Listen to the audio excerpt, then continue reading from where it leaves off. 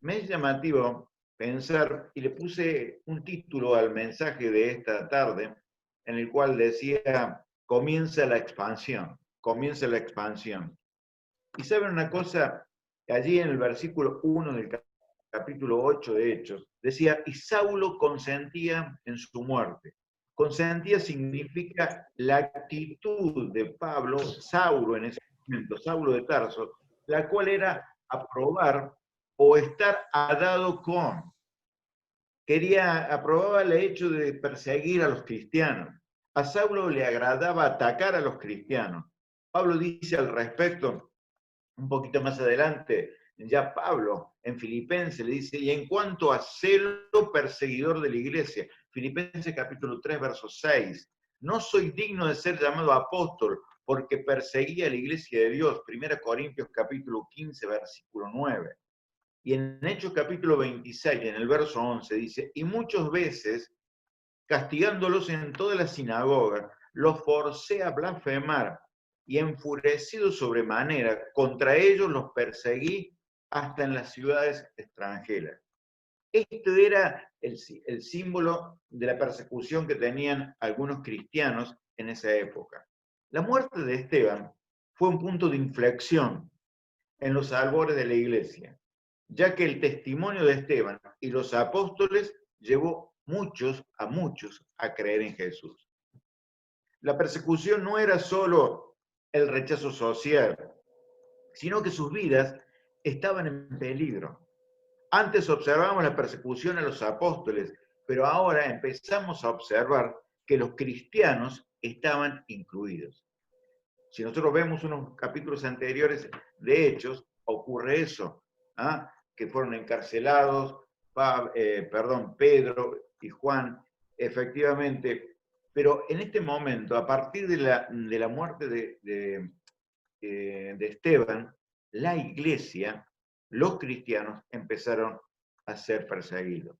Esto suena difícil a primera vista, pero al final resultó positivo. ¿Saben por qué? Porque pensaba en esto, ¿no? Ya que el mal de la persecución trajo el bien de la expansión de las buenas nuevas a otros. Dios maneja los planes y las estructuras y los códigos y los tiempos de una manera especial. Él sabe cómo hacerlo, definitivamente. Y tal vez pensamos, miren, en Romanos Pablo decía en el versículo 28 del capítulo 8, y sabemos que todas las cosas ayudan a bien a los que aman a Dios y a los que conforme a su propósito son llamados. Tras la cruel muerte de Esteban, hay un plan que Dios lo está manejando. Los apóstoles se quedaron en Jerusalén, pero los que huyeron no dejaron de hablar lo que creían y lo decían a dónde iban. Dice en el versículo 4, ahí del capítulo 8 de Hechos, los que habían sido esparcidos iban predicando la palabra. El objetivo de la persecución era callar a los creyentes, pero provocó que el mensaje se extendiera aún más hasta lo último de la tierra. Y en el Sermón del Monte recuerdan las palabras, aquel comienzo ministerial de nuestro Señor Jesucristo, dijo, bienaventurados aquellos que han sido perseguidos por causa de la justicia, cuando los insulten y persigan por causa de mí. Mateo capítulo 5, versículos 10 y 11. O sea que ya, definitivamente, era algo que iba a ser una distinción de los cristianos. Iban a ser perseguidos.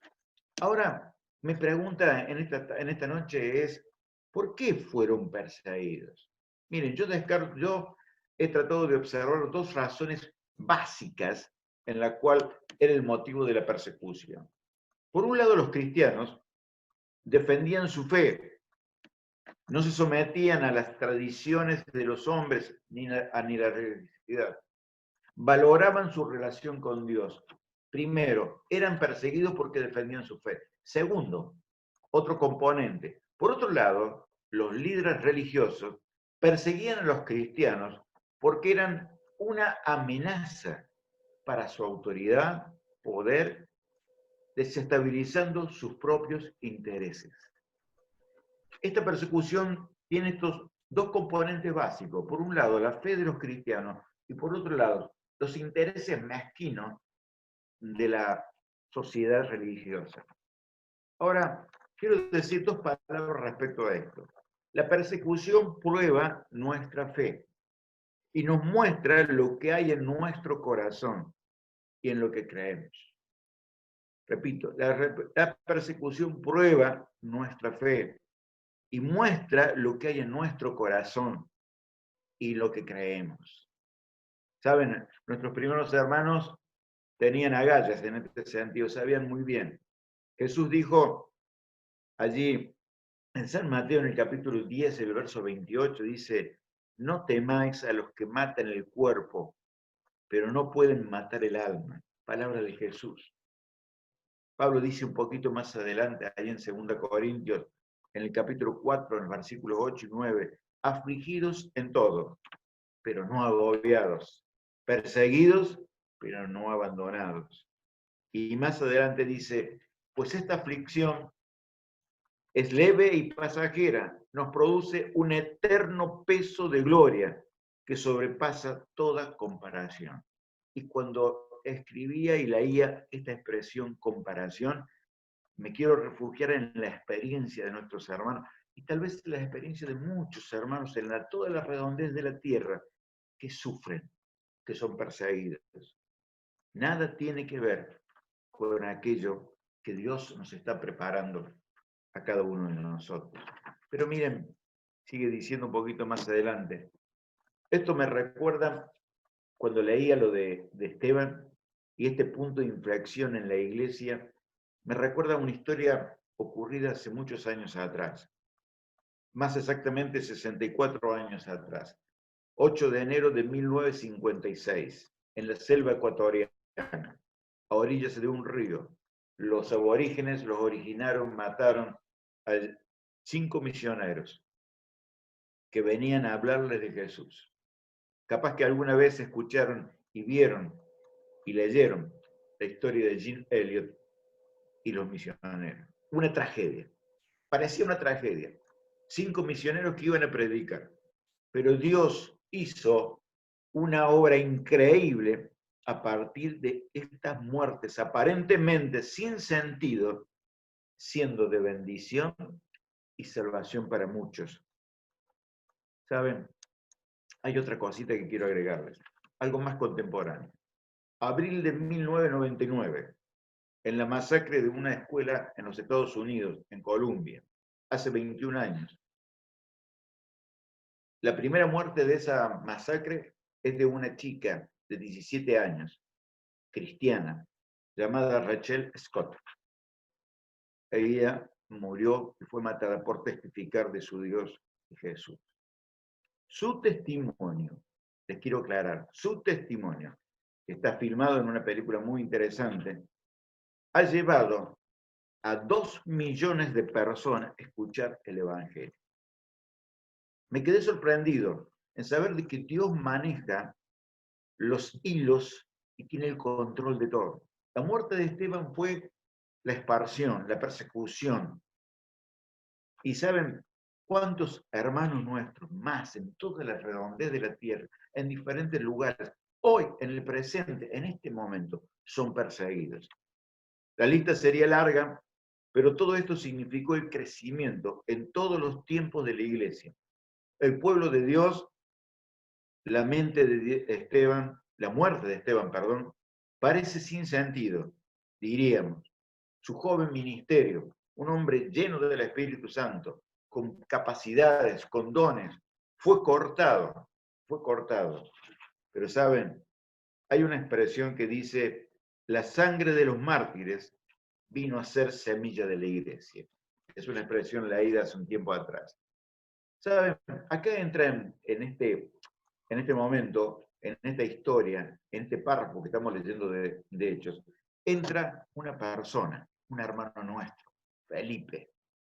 Felipe, al igual que Esteban, fue uno de los elegidos para servir en la iglesia de manera práctica. Era uno de los diáconos. Hechos capítulo 6, versículo 5. Y eligieron a Esteban, varón lleno de fe y del Espíritu Santo, a Felipe, y sigue dando una lista de hermanos. Podemos decir que es en la lista el segundo diácono reconocido, aquel que Dios usó de manera maravillosa, uno de los que obligadamente fue forzadamente a huir en la persecución, forzado a huir en la persecución. Felipe, un diácono, una persona con capacidades, con dones.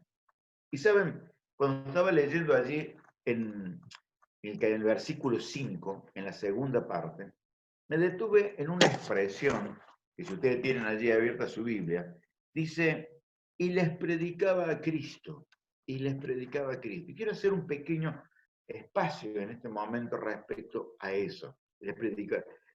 Stott dice, la expresión griega significa que compartieron las buenas nuevas.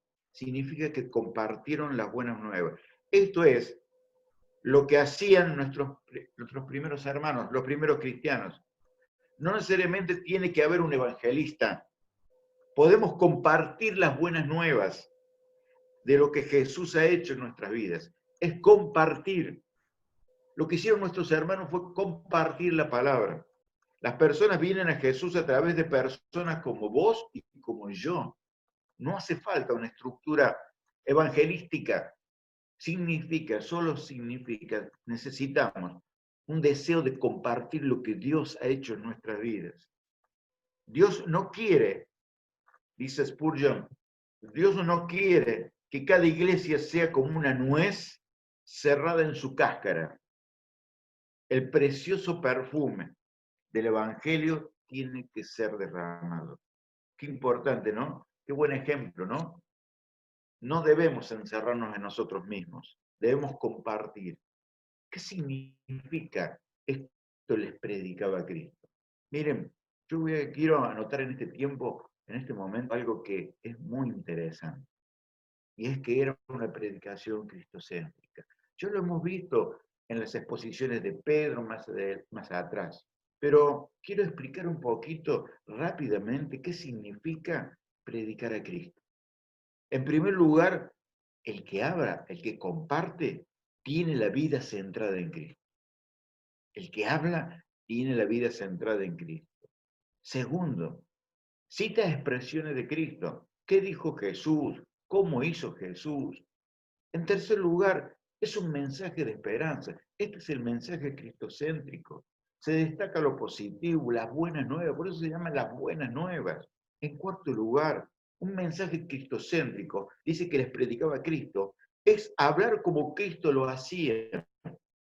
¿Recuerdan? Podemos leer los evangelios. Se centraba, cuando Jesús hablaba en parábolas, en ilustraciones, se centraba en la vida, ilustraba con objetos conocidos, que resultaban conocidos por la gente que estaba escuchándolo, atraía a la gente, un mensaje simple. Cristo hablaba de una manera simple. En quinto lugar, un mensaje cristocéntrico habla de un Cristo de la Biblia. No refleja la personalidad del que habla, sino que acude a la Biblia y presenta a un Cristo tal como es. En el Evangelio, quiero decir esto como síntesis, en el Evangelio no es prosperidad, ni guerra espiritual, ni misticismo. El Evangelio es Cristo, solo Cristo. Y recuerden las palabras de Pablo, allí en 1 Timoteo 1:16. Palabra fiel y digna de ser recibida por todos, que Cristo Jesús vino al mundo para salvar a los pecadores, de los cuales yo soy el primero. Expresiones de Pablo. Esto es un mensaje cristocéntrico. Ahora, la otra pregunta que me hacía mientras leía este relato de Hechos, ¿por qué Samaria? ¿Por qué se fue a Samaria el Felipe? Y estaba pensando que debe tener una enseñanza para cada uno de nosotros esto de que fue a Samaria. Y encontré algunas cosas muy interesantes. Felipe desciende a la ciudad de Samaria, en el versículo 5, en la primera parte. Samaria está entre Judea y Galilea. al norte de Jerusalén. Está a más o menos 190 kilómetros de Jerusalén, aproximadamente. Es una zona montañosa de aproximadamente 800 metros de altura sobre el nivel del mar. Ahora, siendo Jerusalén, estando aproximadamente a 750 metros, ¿por qué dice descendía si en realidad Samaria estaba más alto? Encontré una expresión muy interesante que quiero compartir.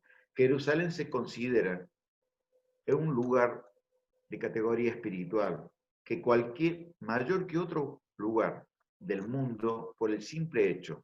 Allí en 1 Reyes capítulo 11, en el versículo 36 dice, en Jerusalén, ciudad que yo me elegí, palabra de Jehová, para poner en ella mi nombre. Una ciudad especial, una ciudad interesante. En Samaria, quiero hacer un poquito de historia, en Samaria, cuando los asirios conquistan esta zona aproximadamente 600 años antes de la era cristiana, del comienzo de la era cristiana, ¿sabe lo que hicieron? Deportaron a los judíos ricos y de clase media y los llevaron hacia Judea, fueron hacia Judea. Trajeron una población pagana en los cuales se casaron con judíos de extracción pobre. Esos que estaban en el norte de Israel. Ahora, resulta que Samaria era un lugar odiado. Los judíos odiaban a los samaritanos, porque ellos consideraban que eran infieles a Dios, porque habían deformado la adoración a Dios. Tan es así que Santiago y Juan allí en Lucas capítulo 9 y 54, 9:4, le dice de que sería mejor que quemaran a los samaritanos. Fíjense el odio que le tenían los judíos. Jesús puso un manto de amor en dos actitudes, dos situaciones muy especiales que quiero recordarles. Con la mujer samaritana y también con el buen samaritano. Allí dos expresiones que hablan. Es como que el Señor quería poner allí un deseo en su corazón de querer borrar esta barrera. Me llamó mucho la atención. Nosotros debemos tomar este ejemplo de la barrera que significa. Felipe fue a Samaria, al lugar donde los judíos no querían ir. ¿Saben qué me llama esto la atención? De que Felipe decidió, tal vez por diferentes circunstancias, ir a un lugar donde no le gustaba. Y saben, como cristianos, me llama poderosamente la atención este ejemplo. A veces hay lugares donde no queremos ir, porque hay personas que no piensan como nosotros, porque hay personas que viven la vida de otra manera. Hay barreras que nosotros mismos ponemos y no le permitimos que el Evangelio llegue a ellos. Felipe fue un audaz. A pesar de sus propias convicciones como judío, fue a Samaria. Y lo más importante, ¿saben qué hacía? Compartía la fe en Cristo. Miren, quiero terminar en esta tarde, en esta oportunidad que tenemos de compartir, mencionándoles 4 cosas que yo he tratado de sacar de estos versículos. En primer lugar, hay situaciones complicadas en nuestras vidas, inesperadas, incluso que nos parecen injustas, pero Dios tiene el control de todo. Y en su sabiduría usará estos momentos difíciles para su gloria. Esteban era vamos a decir, era un hermano con una proyección espiritual, ministerial, brillante. Era un hombre lleno del Espíritu Santo y de sabiduría. Sin embargo, Dios permitió que fuera cortado. Dios permitió de que él fuera un mártir. Y a partir de esa circunstancia, la iglesia creció de una manera sostenible. Y a veces en nuestra vida pasan situaciones, no digo de semejante envergadura, pero pasan situaciones difíciles. Pero ¿saben una cosa? Dios va a usar estas situaciones, estas situaciones injustas a veces. ¿Para qué? Para su gloria. Para su gloria. En segundo lugar, Felipe estaba sirviendo, era un diácono, pero estaba siendo preparado para ser incluido en acciones, en la cual él ni se imaginaba. Felipe estaba con Esteban y otros hermanos sirviendo las mesas, ayudando a las viudas helenistas allí, en este tamaño de trabajo, este servicio que los apóstoles le habían dicho. Pero en ese principio de servicio, él se estaba preparando para algo más importante. Dios lo usó a Felipe. ¿Saben por qué lo usó? Porque era una persona maniable, enseñable. Servir a la mesa era poco, él no lo consideró así, era servir a Dios. Por eso, tal vez nosotros nos pase lo mismo, nos sometamos al aprendizaje que Dios nos pide para cosas que nos sorprenderán en el futuro. Felipe no tenía la más mínima idea que iba a ocurrir lo que ocurrió. Él estaba sirviendo a las viudas y empezó a compartir la palabra a los samaritanos. En tercer lugar, el mensaje de Felipe era un mensaje simple, un mensaje cristocéntrico, un mensaje que compartía en día. Compartir lo que Dios hace, hizo y hará en nosotros. Solo Cristo. No le agreguemos a nuestra evangelización, a nuestro contacto, a compartir con los demás otras cosas. No solamente lo que Dios hace en nosotros a través de Cristo. Y por último, para Dios no hay barreras. Esto es lo que quiero, me llamó muchísimo la atención. Para Dios no hay barreras. Todos necesitan vivir una vida reconciliada con Dios, por Jesús. En este tiempo, cada uno de nosotros podemos estar pensando en aquellos lugares que definitivamente no iríamos. Pero saben, hay que romper barreras. Hay gente que detrás de esa barrera necesita de Dios. Y Felipe fue una persona que a pesar de la persecución, a pesar del momento, a pesar de la dificultad, decidió ir a predicar el Evangelio a aquellos que él no los quería. Pero me llama poderosamente la atención. Felipe pide. A través de este ejemplo que nos está dando, nos está pidiendo que rompamos barreras, que vayamos a lugares que no iríamos, porque la palabra de Dios necesita ser sembrada en muchísimos corazones. Me creo de que para mí ha sido un verdadero placer estudiarlo. Y saben, tengo muchísimas cosas más que podría compartirlas en esta tarde. Pero quiero decirles que Felipe es un ejemplo, los hermanos son un ejemplo. Eran perseguidos, pero en la persecución no callaron, persecución no se quedaron mudos, iban y compartían la palabra. Esto es audacia. Esto es defender la fe. Esto es saber quién está detrás de ellos, Dios mismo. Esto es saber que sirven al Dios vivo y verdadero. Que tu experiencia, que mi experiencia en momentos difíciles signifique una plataforma, un paso para seguir creciendo, para seguir dando lo que Dios quiere que demos, su palabra. Hoy son tiempos complicados, hoy son tiempos difíciles, una pandemia de por medio. Pensábamos que iban a durar poco tiempo esta cuarentena, sin embargo, ya van más de 100 días. Sin embargo, esto no debe ser impedimento. La pandemia no debe ser un impedimento para hablar de Cristo.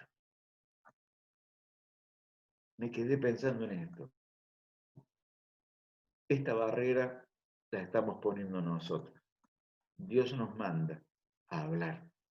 Rompamos la barrera. Seamos audaces. Si Dios con nosotros, ¿quién contra nosotros? Querida iglesia, que estas reflexiones sencillas y simples puedan ayudarnos a cada uno a ser mejores. Gracias. Dios les bendiga.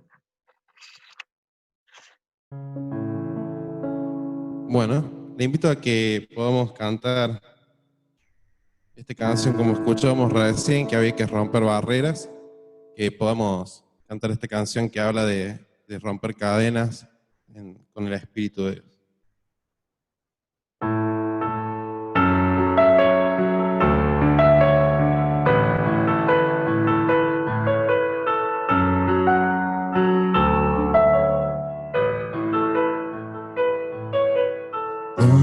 Donde el Espíritu de Dios está, hay libertad, puedo adorar.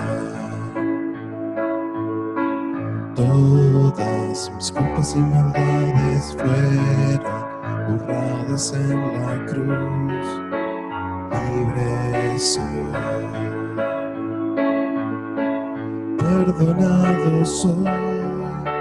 Solo por tu amor, no más condenación. Cristo me libertó. Caen las murallas, caen las cadenas, Dios destruyó. Libre soy, libre, Dios me hizo libre. Él venció la muerte por mí. Libre soy, libre soy.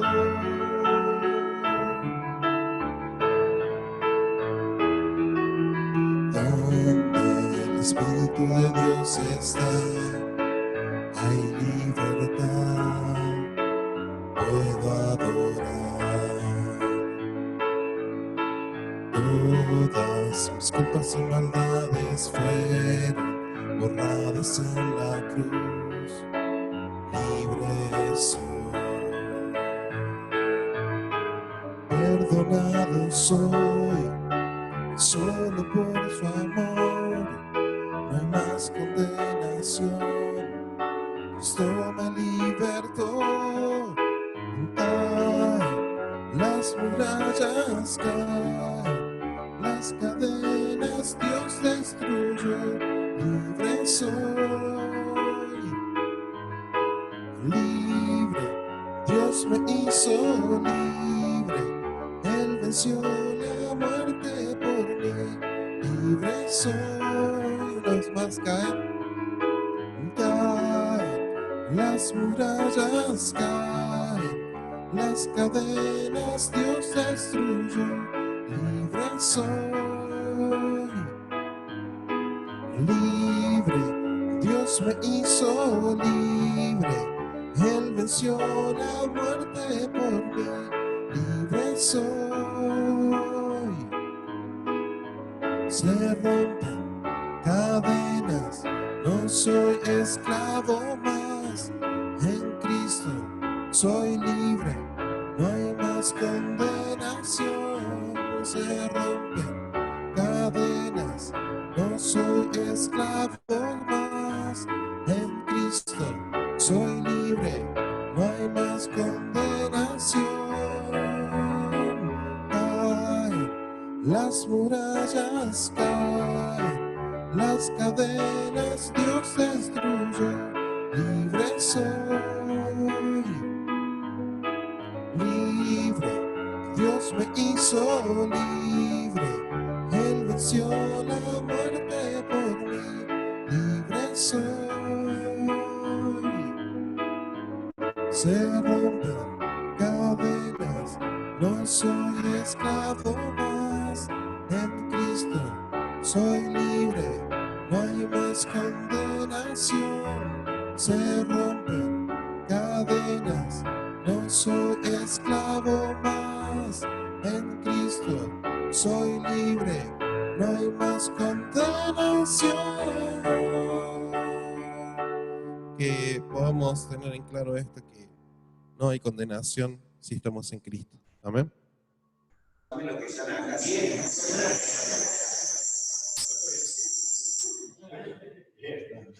Pero vamos a aprovechar que estamos acá para escucharnos por lo menos. Estamos, en lo personal, por lo menos muy contentos. Muy contentos, creo que es un lindo avance que estamos dando en volver a congregarnos todos juntos. Ay, saluda ahí. Es famoso. Claro, famoso. Es un momento de alegría que tenemos ahora. Tenemos que estar gozosos por esto y también seguir orando para que nos podamos juntar todos. Entonces quiero ver a la gente acá, sentada conmigo, y que te podamos cantar y compartir como lo hacemos siempre en familia, en presencia de Jesús. Y en lo maravilloso que es. Hay una escena que a mí siempre me gustó y creo que puede ser oportuna para los tiempos en los que estamos viviendo. Y estaba pensando en las responsabilidades que tenemos como creyentes. Jorge recién decía, tenemos todavía la obligación de seguir compartiendo el Evangelio de Cristo con las personas. Haya pandemia o no, tengamos barbijo o no, las personas, y hoy más que nunca, necesitan a Cristo en su vida. Hoy se nota más. Hoy se nota más la soledad, hoy se nota más la deficiencia económica, hoy se nota más quizás el desorden dentro de la familia, hoy se notan más los roces y la pelea y las discusiones que quizás podían estar metidas en el armario o abajo del tapete. Yo parezco mexicano, tapete. El alfombra. Hoy se notan más esas cosas, es que me filman y ya me pongo en modo mexicano.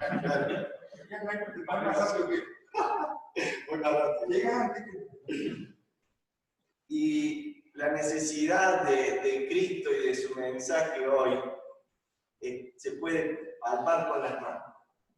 Nadie puede negar hoy que el ser humano necesita una guía, una dirección, necesita volver a levantar los ojos y mirar a Dios. Estaba pensando en el pasaje que se encuentra Jesús en estos tiempos difíciles que vivimos. Yo puedo ver a un Jesús que también está viviendo tiempos de tormenta, de tempestad. En Mateo capítulo 26, del versículo 36 hasta el 46, nos encontramos con esta porción de la palabra donde lo vemos a Jesús a punto de ser traicionado por Judas, a punto de ser llevado preso injustamente, y todo el calvario y la pasión de Cristo, a punto de ser crucificado. La última noche estuvo con sus discípulos en el momento preciso donde habían terminado de comer y celebrar la última cena. Y Jesús toma a 3 de sus discípulos, que eran 12, pero toma a 3, los 3 más especiales a los que él siempre llevaba cuando iba a hacer un milagro importante. Cuando fue a resucitar a esa niña que estaba muerta, le dijo, vengan, Jacobo, Juan y Pedro, ustedes 3, vengan adentro conmigo a la casa. Y ahí la resucitó, para que esos 3 pudieran ver eso. Cuando había que hacer algo importante, un milagro, algo de intimidad, el Señor se lo llevaba. Cuando va al monte y se transfigura, y ahí aparece Jesús con un cuerpo glorioso, y se le aparece al lado de Elías y Moisés, y empiezan a hablar aquí, y velen conmigo. Y el Señor, el Hijo de Dios, Dios mismo hecho carne, Dios mismo hecho carne, está tan triste, que se quiere morir. Y lo dice la Biblia, no lo digo yo. El Señor está tan afligido por lo que sabe que se le va a venir, con las consecuencias espirituales, físicas que van a venir adelante, que no da más. Y llora. Y toma a estos 3 discípulos que eran de su mayor confianza y les dice, no doy más. Y creo que a todos nos ha pasado dentro de este tiempo de cuarentena, de este tiempo de encierro, de este tiempo de no vernos, de quizás dificultades económicas, familiares, hemos dicho, la verdad que no doy más. La verdad que estoy triste, estoy afligido, y no doy más. Y ahí está, Dios hecho hombre, nuestro ejemplo a seguir, diciendo, quiero morir. Y esto, ¿saben qué? Me reconforta. Ya les voy a decir por qué, pero no se aplica, no se pongan mal. Fíjense, el Señor les dice, quédense aquí, velen conmigo, oren, porque no hay más. Y en el versículo 39, el Señor se adelanta un poco más y dice la Biblia, y se inclinó rostro en tierra mientras oraba y dijo, Padre mío, si es posible que pase de mí esta copa de sufrimiento. Sin embargo, quiero que se haga tu voluntad y no la mía. Y aquí yo me encuentro con un Jesús que amaba al ser humano, que se juntaba con aquellos que estaban en necesidad, que sanaba al leproso, que expulsaba demonios, que hacía que aquellos que eran avaros y le robaban a sus compatriotas pasaran a ser generosos y lo repartieran. A ese Jesús lleno de milagros, a ese Jesús que amaba al ser humano, que había venido a esta tierra para cumplir justamente esta misión que era morir por el ser humano, pero ese día, ese Dios hecho hombre dice, Señor, por favor, si se puede, no quiero hacerlo. No tengo ganas. Se me viene un sufrimiento por el que no quiero pasar. Dios hecho hombre tenía por delante una tarea que no quería hacer. Porque en Jesús se da este milagro, que está Dios en el 100%, pero está el ser humano en el 100%. Era Dios, pero también era humano. Y este ejemplo, nuestro ejemplo a seguir, ese día se le había acabado el amor por el ser humano. Ese día se le había acabado el coraje, se le había acabado el poder, no se le había acabado, por supuesto que no. Pero el sufrimiento que tenía por delante era tan grande que él ya no quería avanzar más. ¿Y cuántas veces nos pasa a nosotros también en nuestra vida? Que tenemos este tipo de circunstancias, que decimos, tener hasta acá llegué. Hasta acá llegué con mi matrimonio. Hasta acá llegué con la crianza de mis hijos, no puedo más. Que hagan lo que quieran. Hasta acá llegué con esta relación, no lo puedo ver más a este hermano, no lo soporto. Hasta acá llegué con mi trabajo, no puedo más, me hace mal. Hasta acá llegué con mis estudios. Hasta acá llegué con honrar a mis padres. Hasta acá llegué y hay veces en que estamos tristes. Y si el Señor, cuando tenía que hacer la tarea principal por la que Dios lo había mandado, no lo pudo encarar con gozo y se puso triste, no pensemos nosotros que nuestro camino va a ser más fácil si somos discípulos de Él. Hay una gran mentira en nuestra cultura, en nuestra sociedad, que nos dice que nosotros tenemos que hacer aquello que tenemos ganas y que nos hace bien. Y que aquello que nos gusta es bueno para nosotros. Y que si tenemos ganas de hacer algo y nos hace bien, lo hagamos. Y cuando se nos acaban las ganas, ya no lo hagamos más. Y así estamos, con familias destrozadas por todos lados. Así estamos con un sistema económico que no va más, con un sistema político que no va más, con instituciones educativas que no van más. Porque nos hemos creído esa mentira de que tenemos que hacer las cosas cuando las sentimos y cuando nos gustan. Pero qué alentador es ver a este Señor que cuando ora no dice, Señor, sacá de mí esta copa porque no doy más y me voy. Y se va. ¿Qué hubiera pasado? ¿Qué hubiera sido de nosotros? Si Dios hecho hombre hubiera actuado así, no actuó así. El Señor, presionado, angustiado, en el Evangelio de Lucas dice, teniendo sudor de sangre. En esa instancia, decidió que obedecer al Padre. Y oró 3 meses el Señor así. No fue que oró una vez y se convenció y dijo, bueno, está bien, ahora sí ya me volvieron las ganas de hacerlo. 3 meses. Y el número 3 en la palabra de Dios es muy importante. Jesús resucitó al tercer día. Oró 3 veces. Pedro lo negó 3 veces. El número 3, para el hebreo, para la palabra de Dios, es un número de algo que está completo. Entonces Jesús estaba completamente sin ganas de morir en la cruz por vos y por mí. Ese Dios hecho hombre no tenía ganas de hacer eso. Y si hubiera podido no desobedecer al Padre y hacer otra cosa, lo hubiera hecho. Pero murió por vos y por mí, por obediencia. Y yo sé, hermano, yo sé que la vida es difícil. A medida que me voy haciendo más grande, me voy dando cuenta lo poco que sabía cuando era chico. Yo sé que es difícil levantarse todos los días temprano para ir a trabajar en un trabajo que no te gusta. Yo sé que es difícil tratar de restaurar una relación que vos ya estás podrido y no querés. Yo sé que es difícil perdonar.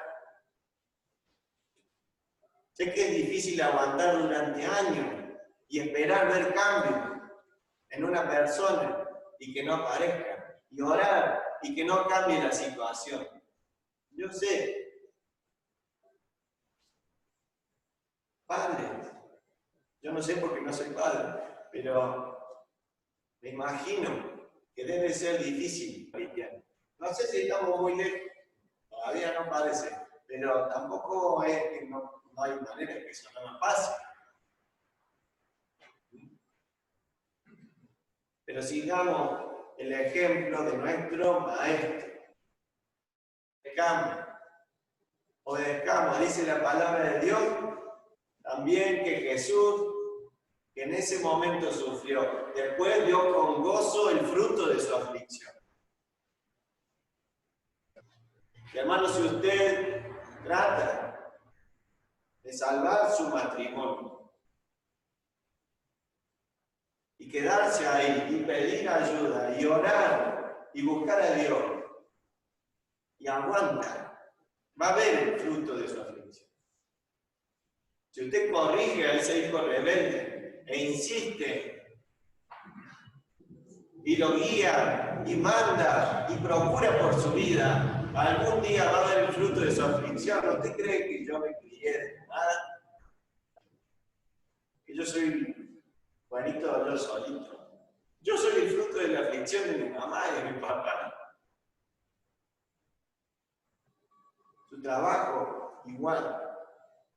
Aquellos que tienen un emprendimiento saben.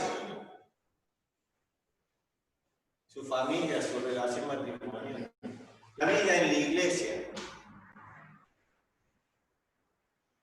Aquellos que sirven activamente y que tienen años, saben que no es fácil la vida. Yo sé que no es fácil. Pero nuestra oración tiene que ser, Señor, queremos hacer tu voluntad. Tu voluntad. Y después vamos a ver, estoy convencido, que vamos a ver el fruto de la aflicción por la que el Señor nos haga pasar. Miren el fruto de la aflicción de Cristo, acá está. Miren la vida de Nico, si no vale la pena el sacrificio de Cristo. La de Víctor que andaba boxeándose con Kevin. Yo lo veo, no abandonemos. Yo sé que es difícil. No veamos, nos juntamos, renovemos nuestros votos con el Señor. Vamos a orar para bendecir el pan, Él nos va a ayudar a repartir.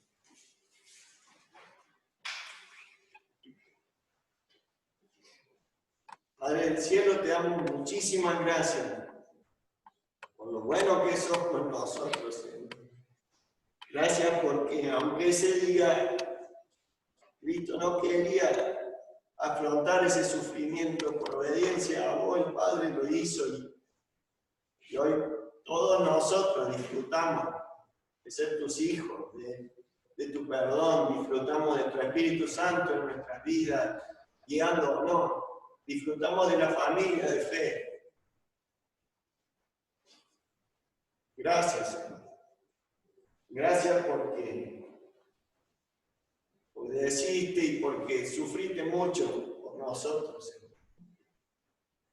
Y te queremos corresponder en ese amor, Señor. Y queremos caminar haciendo la voluntad del Padre, Señor.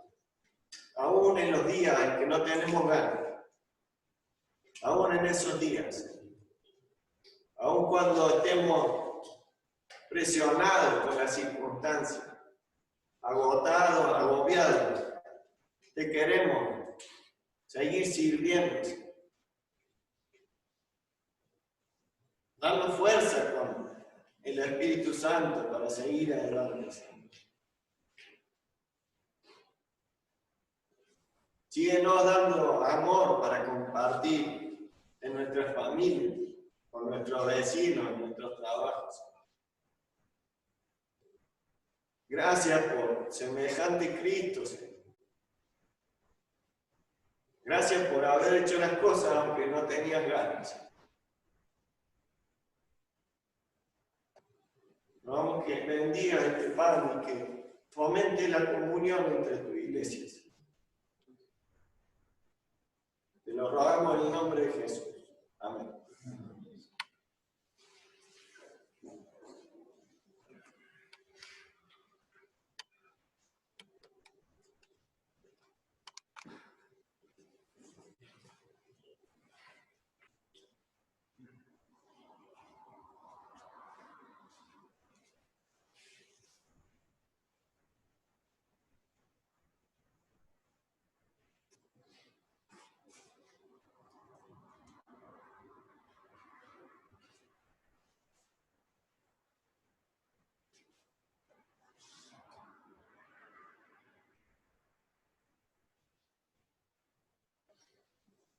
Damos gracias también por el vino, entonces.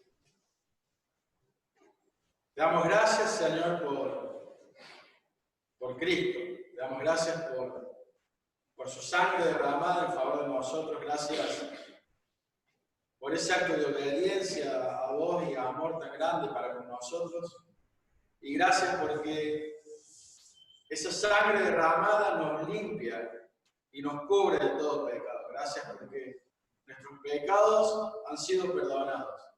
Gracias porque esa sangre nos transformó en nuevas criaturas una vez que vos te acercaste a nosotros y nos ofreciste gratuitamente tu salvación.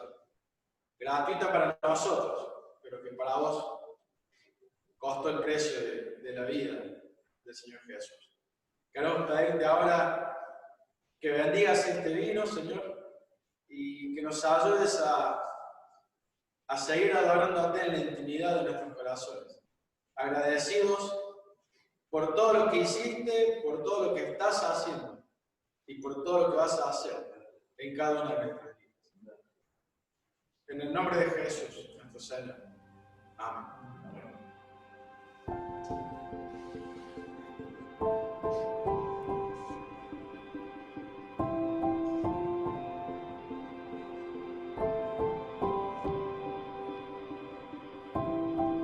Mi Dios y Padre eterno, autor de la creación, poderoso,